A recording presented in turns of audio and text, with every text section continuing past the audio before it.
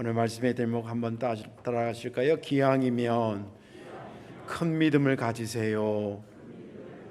아멘. 믿음 되길 바랍니다. 언제가 후배 목사들하고 이렇게 저렇게 이제 식사하고 얘기하는 중에 후배 목사가 이제 저한테 이런 질문을 하더라고요. 목사님 목회하면서 가장 힘든 때가 언제입니까? 그렇게 물어왔어요. 그래서 제가 1초도 안 걸리게 대답한 것이 기다림이다. 그렇게 얘기를 했습니다. 왜 그렇게 기다림이 힘들었다고 얘기를 하냐면, 기다림은 단순히 시간적 문제가 아니에요. 언제까지 1년, 10년 시간의 문제만이 아니라 그 10년 안에 수없는 거절과 거부가 쌓이는 거예요. 그래서 가장 힘든 것을 극복했다고 한다면 그것이 가장 큰 믿음을 소유한 것이라고 볼 수가 있습니다. 그런 차원에서 이렇게 설교를 주면서 이렇게 보니까 우리 교회도 정말 긴 기다림을 잘 견뎌서 큰 믿음을 소유한 분들이 의외로 많더라고요. 누군가 봤더니 몇 년씩 기도해서 남편을 교회로 인도하신 권사님들이에요. 그래서 제가 이렇게 어제 남성교회 조직별을 이렇게 쭉 봤어요. 그랬더니 이런 분들입니다. 실명은 거론하지 않겠어요. 김 집사님도 계시고, 이 집사님도 계시고, 최 집사님도 계시고, 손 집사님도 계시고, 임 집사님도 계시고, 부아무개 성도님도 계시고, 김권사라는 분도 3명 이상 있어요. 그리고 현재도 진행형인 분들도 계세요. 이런 걸 쭉 보니까 그 부인 권사님들이 정말 대단하신 분이에요. 만약에 5년 기도해서 교회 오겠다 그러면 단순히 5년만 기다린 사람이 아니에요. 그 5년 안에 수없이 남편한테 교회 가자 그랬을 때에 거절당하고 거부당했던 것이 있었을 거고, 또 심지어는 그가 하나님 앞에 기도했는데 기도가 계속 응답이 안 돼서 올 때까지 계속 하나님한테 거부당한 거나 마찬가지이지 않습니까? 그럼에도 불구하고 견뎌오신 거예요. 그러니 어찌 그 믿음이 크다고 말하지 않을 수 없지 않냐는 것입니다. 제가 그분들한테 이제 제가 와서 지금 한 10년 가까이 되니까 이제 초장에 이제 교인들 파악하고 남편 교회 안 오세요? 이렇게 하면 이제 그분들이 남편한테 해본 그 일이 있었을 거 아니에요. 경험들이 있어서 답변을 나오는데, 답변을 보니까 제가 보니까 3종류가 있어요. 답변이. 첫째는 강경파. 남편의 답이 강경파가 있어요. 당신이나 잘 믿어. 그런 강경파. 두 번째는 유보파. 퇴직하면 갈게. 나 지금 바쁘거든. 그래서 안 돼. 시간이 안 돼. 그럼 유보파. 그다음에 마지막은 철학파가 있어요. 철학파. 나는 성경이 도저히 믿어지진 않아. 그래서 못 가겠어. 아무튼 그런 가운데 계속 거절과 거부가 누적됐는데도 불구하고 포기하지 않고 끝까지 기도하고 기다리고 오면서 그 남편을 주님 전으로 데리고 왔다고 한다면 그 여인의 믿음이 정말 큰 믿음 아니겠습니까? 여러분들 기왕에 예수 믿는 거 큰 믿음 되시기를 주의 이름으로 축원합니다. 오늘 본문에 있는 말씀은 예수님께서 주로 이제 갈릴리 지역과 유대 땅들을 돌아다니면서 복음을 증거했는데, 이때는 페니키아, 이스라엘의 북서쪽에 있는 해안가 지역이 이제 페니키아인데, 그 페니키아 지역에 복음을 증거하러 가셨습니다. 그 두 도시를 가셨는데 항구 도시인데 두로와 시돈이라는 지역에 갔습니다. 그곳에 이제 복음을 증거하러 제자들과 갔는데 어떤 한 여인을 만나면서 오늘 본문의 말씀이 시작이 됩니다. 그 여인은 가나안 여자라고 수로보니게 가나안 이렇게 얘기하는데, 아무튼 이방 여자였습니다. 그 여자가 예수님이 이제 제자들과 오는 것을 알고는 막 쫓아오면서 뭐라 그러냐면, 주 다윗의 자손이여 저를 좀 불쌍히 여겨 주옵소서. 제 딸이 귀신 들려서 말이 아닙니다. 주님 고쳐 주옵소서. 간곡히 울부짖어요. 영어 성경에 crying out이라고 되지. 울면서 외쳐대는 것을 울부짖는다 그러잖아요. 그냥 크게 소리내서 부르는 게 아니라 막 울부짖는 것처럼 표현되어 있습니다. 그렇게 울부짖어요. 근데 예수님은 그 울부짖는 거하고 전혀 또 다르게 그냥 당신의 길을 쳐다도 안 보고 가는 거예요. 그러니까 이제 울부짖고 예수님은 그냥 가고 중간에 누가 있어요? 제자들이 너무 시끄럽고 막 이러니까 예수님 어떻게 해서 저 여자 뭐 고쳐주든지 어떻게 하든지 좀 해서 돌려보내시죠. 그렇게 이제 중재를 합니다. 그 얘기를 듣고 예수님께서 뭐라 그러시냐면 그 제자들을 들으라는 것도 있지만 그 여자 들으라는 얘기로 하는 거예요. 더 크게. 나는 이스라엘의 잃어버린 양, 다시 말해서 유대인들이죠. 유대인들을 위해서 내가 보냄을 받았다. 그렇게 얘기를 합니다. 다른 데로 보냄받지 않고 나는 유대인들을 위해서 보냄받았다. 그리고 이제 하니까 그 얘기를 이 여인이 듣고 이제 외쳐대던 여인이 더 적극적으로 달려듭니다. 와가지고 꿇어 엎드려 절했다 그래요. 마치 다리를 붙잡는 것처럼. 그러면서 주님, 그래도 저를 불쌍히 여겨주십시오. 또 한 번 매달립니다. 그때 예수님께서는 더 강도 높은 아주 자존심을, 우리 인간 여러분 자존심을 짓밟을 정도의 이야기를 던집니다. 뭐라 그러냐면 자녀들이 먹을 떡을 취해가지고 개들한테 던져주는 것은 옳지 않은 거야. 그런 얘기를 합니다. 이것은 우리 입장에서는 그냥 개라고 취급했다고 하지만 유대인들, 그 다음 또 그 초대교회 때의 정서에는 유대인들이 다른 민족을 개처럼 취급했거든요. 예. 그래서 이 여인이 어떤 말인지 아는 거예요. 주인의 자녀들에게 줄 떡을 개한테 던져주는 게 옳지 않은 건데, 그래서 내가 못 던져주겠다는 거예요. 그럼 여인은 뭐라는 거예요? 너는 개라는 거예요. 그런 얘기까지 들어요. 근데 이 여자가 그 정도 되면 아이 더러워, 관도 그리고 확 갈 뻔한데 거기다 대고 또 붙잡으면서 하는 말이 주님 말씀이 맞습니다. 개들도 그러나 주인의 상에서 먹다 떨어진 부스러기라도 먹고 살지 않습니까? 그 부스러기 같은 은혜를 저희 주세요. 그러면서 붙잡습니다.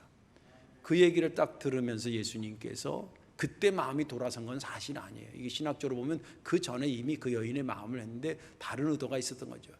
그런데 이제는 더 이상 그 여인의 믿음을 가만히 숨길 수가 없어서 여자여, 그 여자를 보면서 감탄하면서 여자여, 네 믿음이 참 크구나. 네 소원대로 될지어다. 그리고 그 즉시 그 여인의 아이가 고침을 받았더라 라고 하는 것이 오늘 본문의 말씀입니다. 저는 지난 주간에 이 본문을 읽으면서 28절이 은혜가 됐는데요.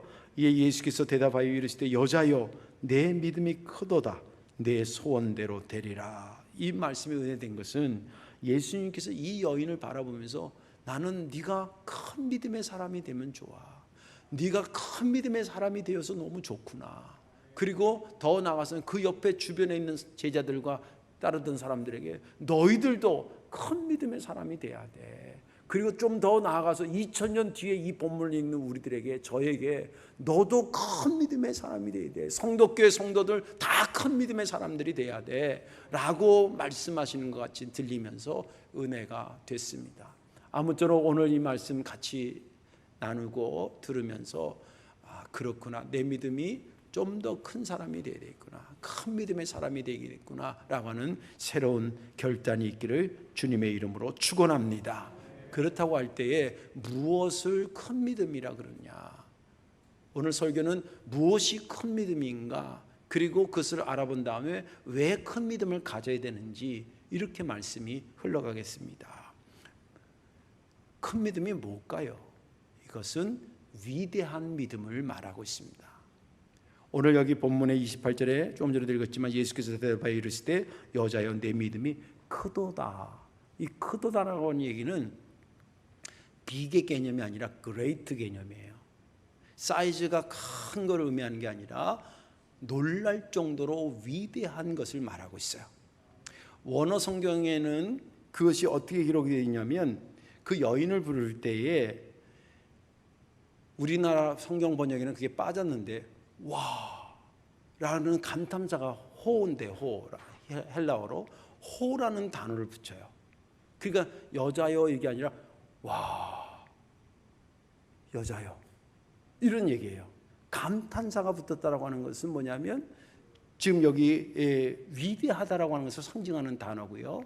그 다음에 거대하다, 크다라는 단어는 뭐가 여기 나왔냐면 메가레라고 하는 헬라어예요. 이 메가레라는 것은 뭐의 어원이냐면 여러분 들어보셨어요? 메가처치 뭐 이런 거 들어보셨죠? 엄청나게 규모가 있는 것을 메가라는 말로 해요. 영어 단어에 그 어원이 메가레예요. 메가레. 예. 그러니까 이 여인을 보면서 놀래면서 야, 네 믿음이 메가레 하는구나, 그레이트하구나, 아주 크구나 이렇게 지금 칭찬하고 있다는 거예요.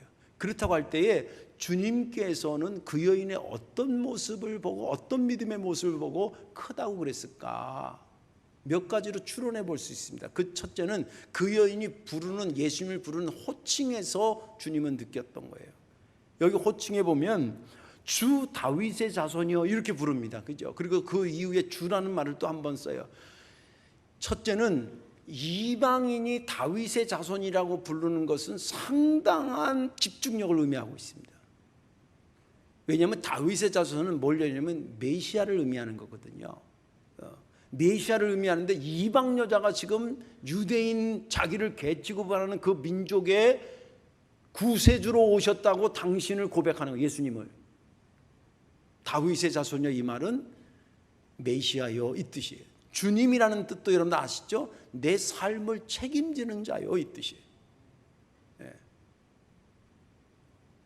예수님을 부르는 호칭 자체에서 주님이 느낀 바가 있는 거예요. 주님이라 그러지요. 메시아라고 그러지요.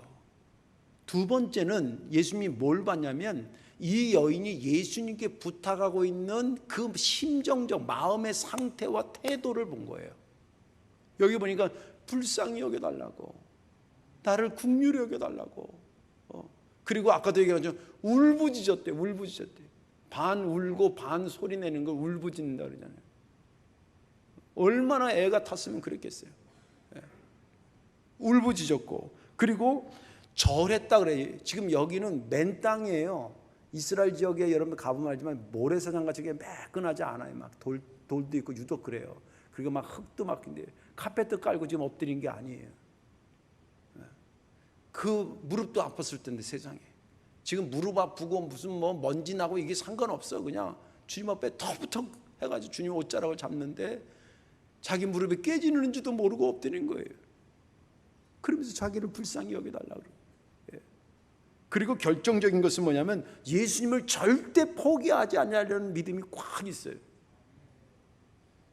여러분들 여기 오늘 본문에 보면 예수님이 이렇게 하면 더 강하게, 예수님이 이렇게 하면 더 강하게 여인이 접근해 가는 것을 볼 수 있습니다. 예전에 나는 이스라엘 백성들 왜 다른 민족 안 했어? 그랬더니 그 얘기를 멀리서 듣다가 이제 막 달려나와서 절하면서 막 붙잡듯이 얘기를 해요. 무릎 꿇고. 그리고 주인의 것을 해서 저기 개한테 지은 거 옳지 않아 라고 얘기했더니 그 부스러기 떡이라도 나한테 달래는 거예요. 종합해서 보면 이 여인이 예수님을 어떻게 부르는지, 어떤 심정으로 지금 매달리는지, 그리고 결정적으로 자존심, 이 여자도 왜 안 상했겠어요? 그럼에도 불구하고 그것을 뒤로 하고 주님께 전적으로 매달리는 거 보면서 주님은 그 여인을 큰 믿음이라 그랬대요. 그런데 여기서 한 가지 우리가 더 생각해야 될 것이 있습니다. 이 여자가 그 큰 믿음이라고 하는 칭호를 받기까지 견뎌낼 수 있던 힘이 어디서 왔겠냐는 거예요. 늘 여자나 남자나 옛날이나 지금이나 다 자존심이 있어요. 자존감이 있고요. 그죠? 조금 요즘은 뭐 애들도 어떻게 함부로 못해. 나 건들지 마세요. 그래서 제가 애들을 너무 귀여워하거든요. 막 옛날에 막 볼때기 잡아당기고 막 그랬어요. 예뻐서. 근데 요새는 조심해 나도.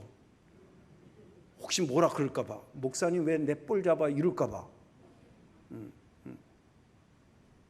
다 다 자존감이 있고 자존심이 있거든요.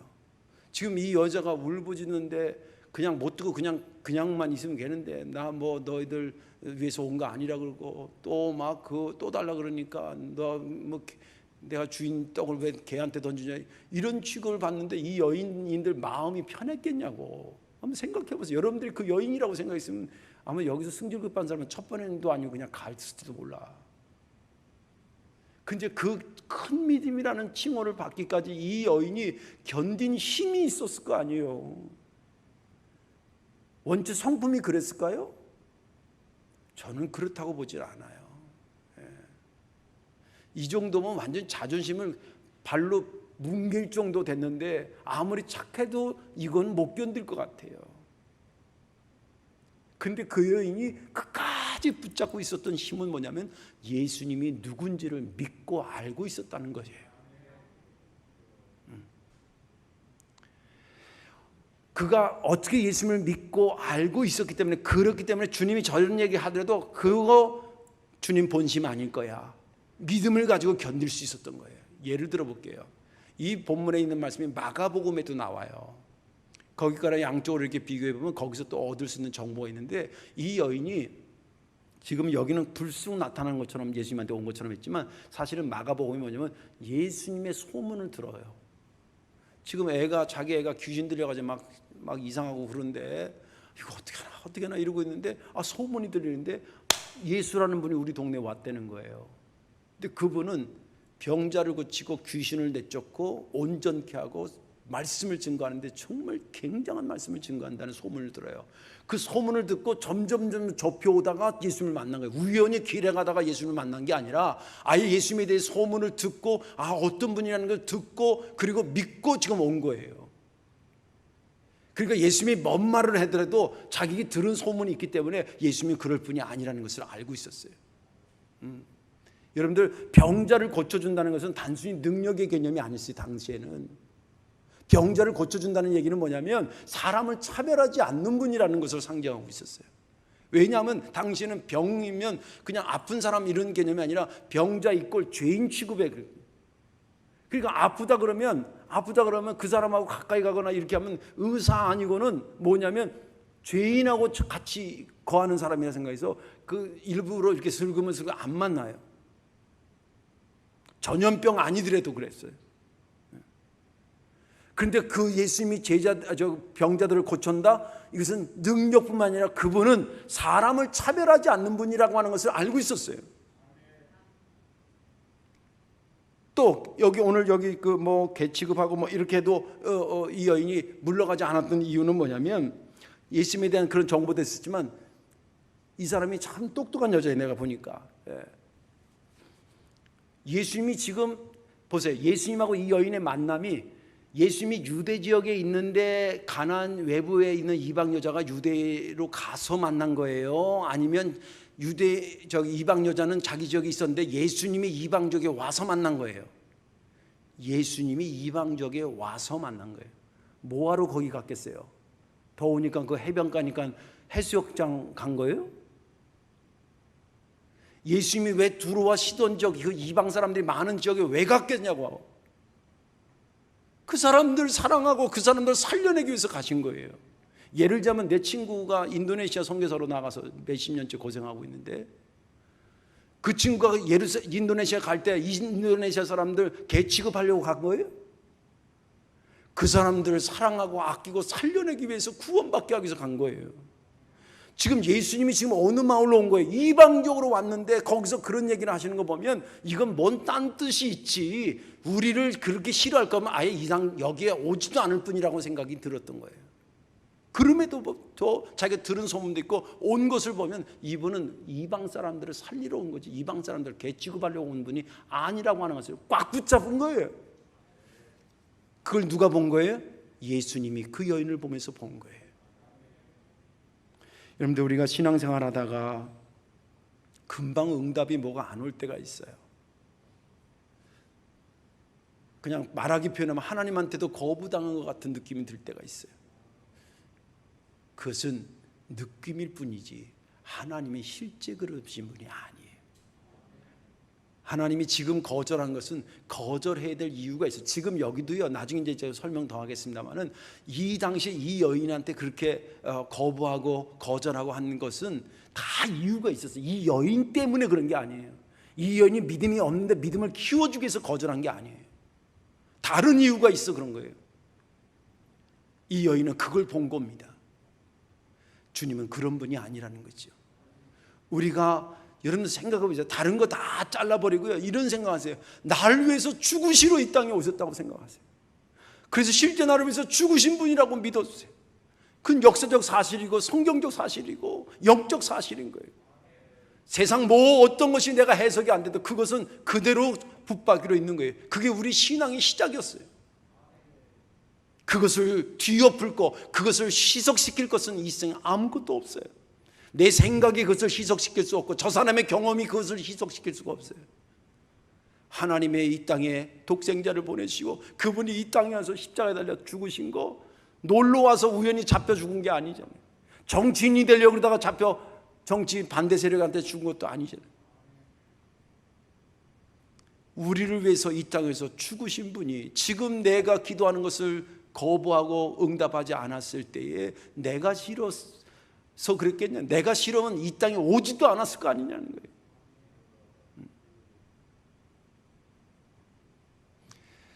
그 믿음으로 이 여인이 견딘 줄로 믿으시기 바랍니다. 그 견딜 때에 그것을 이름하여 큰 믿음이라 그런 것입니다.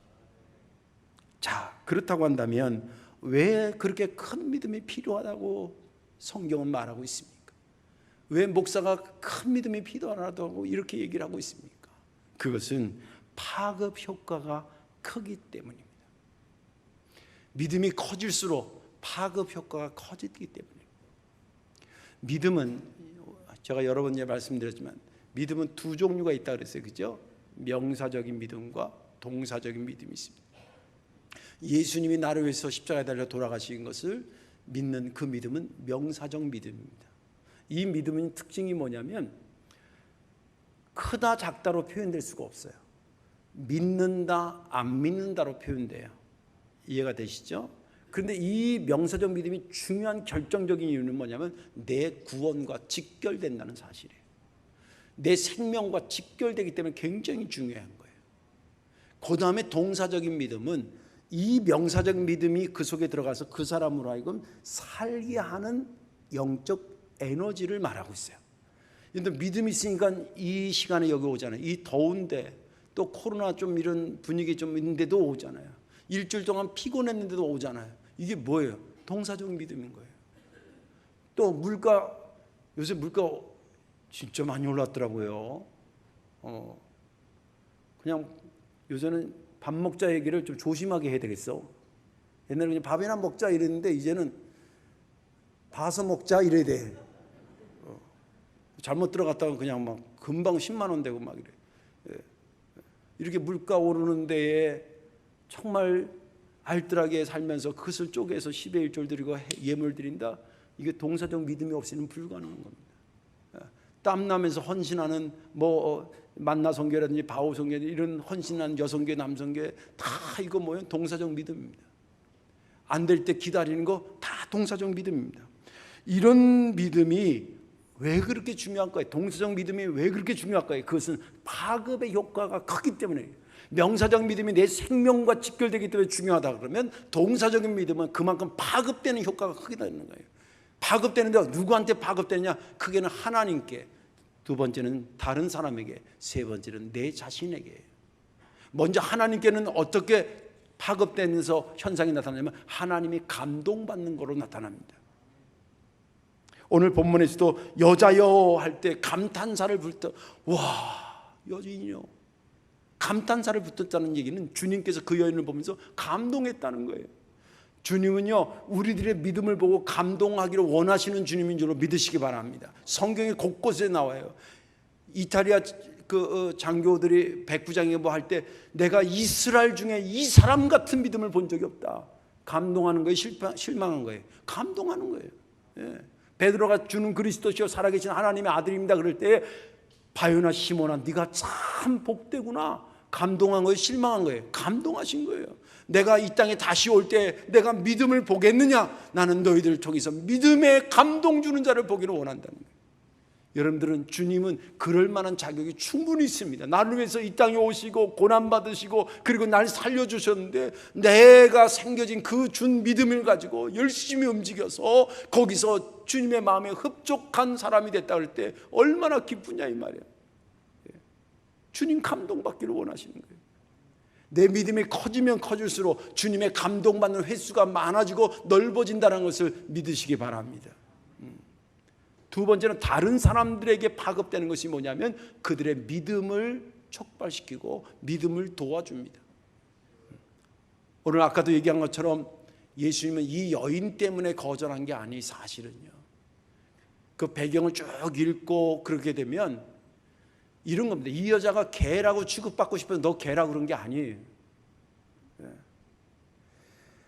그 옆에 제자들과 유대인들이 따라다니는데 그들한테 들으라고 하는 거예요. 야, 너희들이 지금 이방인들을 개 취급하잖아. 근데 개라고 취급받는 저 여인도 나를 메시아라고 그러는데 너희는 정작 하나님의 자녀라고 하는 너희는 나를 메시아라고 지금 고백하고 있냐는 거예요. 근데 우리도 그런 거 있잖아요. 사람이 사람 같지 않으면 뭐라 그래요? 아유, 저 개만도 못한다고. 난 속담인 줄 알았더니 그게 실화더라고, 실화. 텔레비 어떤 프로에 보니까 집에서 키우는 개가 있는데 개 주인이요, 이 바구니에다가 오이 5개, 라면 3개 해가지고 돈을 갖다 거기 넣어서 바구니를 입에 물려 이렇게. 그 얘가 동네 슈퍼에 가더라고요. 그래서 슈퍼 주인이 이게 한두 번 해본 게 아니에요. 보니까 슈퍼 주인이 그 바구니 받고 뚝 열어보니까 오이 5개, 라면 몇 개, 그리고 하고 잔돈을 또 거기다 물건하고 담아주면 이거 딱 물고 집으로 와. 내가 다 그걸 딱 보면서 신부는 시키면 안 하는 자식은 개만도 못한 거예요. 니네가 지금 개 취급하는 저 여인도 나를 메시아라고 그러는데 니네 스스로가 하나님의 자녀라고 으쭐거리면서 너희가 아직 나를 메시아로 못 보고 있냐 이거예요. 이 여인의 그 믿음을 보면서 주변 사람들이 가슴이 찔렸다는 것은 믿음이 자라기 시작했다는 거고, 더 나아가서 우리가 2000년 뒤에 이 여인의 이 믿음을 보면서 내 믿음을 촉발시키고 있잖아요. 내 믿음이 주 안에서 그렇게 온전해지고 큰 믿음이 되면 다른 사람들의 믿음, 물론 이 여자가 다른 사람한테 영향 주려고 자기 믿음을 키운 건 아니에요. 그냥 자기는 주님만 좋은 거예요. 그랬더니 그 주님이 그 칭찬했는데 그 결과가 그렇게 나타났다는 거예요. 그리고 또 이 파급이 어떻게 나타나냐면 내 자신의 믿음에 영향이 있어요. 동사적인 믿음의 특징과 그 축복의 원리는 심은 대로 거두는 거예요. 그러니까 50평을 심으면 50평에서 나오는 걸 얻는 거고 100평을 심으면 100평이 남는 것처럼 동사적 믿음은 점점 그 범위를 넓힐 수가 있거든요. 그래서 그걸 크다고 그러는 거예요. 크게 하면 내가 큰 축복을 받는다라고 하는 상급하고도 연결이 되고요. 그리고 오늘 이 본문에서 그 딸이 귀신 들렸는데 그 딸이 나았지만 사실은 진짜 축복받는 사람은 그 여인이에요. 그 여인이에요. 그 여인이 주님 앞에 칭찬 들었죠. 다른 옆에 있는 사람들한테 존경받았죠. 그리고 우리들에게도 존경받고 있잖아요. 왜냐하면 내 이름이 2000년 뒤에 누군가에서 불려진다? 그 사람 잘 사는 사람이에요. 요새는 100년이 뭐예요? 50년만 지나도 내 이름 기억할까? 쉽지 않아요. 그런데 이 여인, 지금까지 기억되는 여인입니다. 믿음이 점점 성숙하고 커질수록 힘들고 지치지만 그러나 그것을 감당할 때 이것이 파급되는 효과가 있기 때문에 큰 믿음의 사람이 되자고 말씀하고 있는 것입니다. 이제 말씀을 정리합니다. 명사적인 믿음은 하나님의 주신 선물입니다. 그건 맞습니다. 그러나 동사적인 믿음은 내가 갖고 나가기 나름입니다. 다시 말씀드릴게요. 명사적인 믿음은 주님이 우리에게 주신 선물입니다. 그러나 그 받은 거 가지고 살아가는 동사적인 믿음은 우리의 몫입니다. 큰 믿음을 가지라는 건 명사적인 믿음을 얘기하는 게 아니라 동사적인 믿음을 가지라는 거지요. 때로는 그것을 위해서 하다가 실망스럽더라도 절대 낙심하지 마십시오. 또 자존심 상하더라도 절대 주저앉지 마십시오. 가다가 이게 높은 산처럼 느껴지더라도 멈추지 마십시오. 왜? 내가 붙잡고 있는 주님이 나와 함께 하신다라고 하는 것 때문에 일어서고 자존심 상하더라도 주저앉지 않고 넘어가고 하는 것입니다. 그것을 이름하여 큰 믿음의 사람이라고 말하는 것입니다. 우리 성도교회가 큰 믿음의 교회가 되길 바라고, 여러분들 우리들 각자의 믿음이 큰 믿음의 사람들 다 주인공 되시기를 주님의 이름으로 축원합니다. 기도하겠습니다. 사랑과 은혜가 많으신 아버지 하나님, 고맙고 감사합니다. 우리의 신앙을 돌이켜보며 기왕이면 큰 믿음을 가져야 되겠다는 생각을 이 여인을 통해서 다시 한번 생각해 하시니 감사합니다. 주여, 이 말씀이 이제 우리의 심령 속에 심겨져 싸우니 내일부터 이 말씀대로 분주히 살아가 큰 믿음으로 평가받고 주님 앞에 칭찬받고 축복받는 그런 자들 다 될 수 있도록 인도해 주옵소서. 감사드리며 예수님의 이름으로 축복 기도하옵나이다. 아멘.